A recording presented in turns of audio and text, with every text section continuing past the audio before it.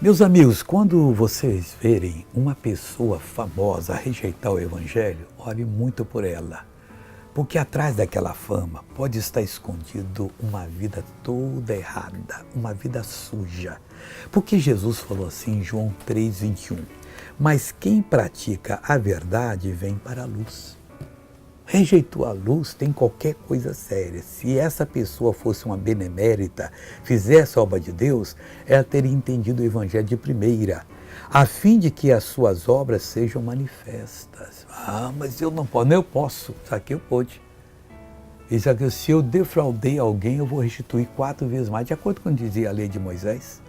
Ele praticava a verdade. Ele tinha agido errado, mas estava praticando e queria a verdade. Porque quando a pessoa pratica a verdade, mesmo não conhecendo o Evangelho, as obras delas são feitas em Deus. E Deus dá o testemunho e ela vem. É isso que Deus quer fazer na sua vida. E vai fazer agora. Veja essa pessoa que foi abençoada e eu já volto. Qual o seu nome? O meu nome é Pedro. Eu um esporão no meu pé, já foi uns 4, 5 meses, já fui... Como é que você andava com esse pé, com esse esporão? Médico e não nada. Como é que você andava, Pedro? Eu tava andando assim, meio assim de lado, porque tá doendo muito. E agora? Eu não conseguia pôr. Agora já tô começando a jogar bola já assim, ó. Então corre aí, Pedro, corre.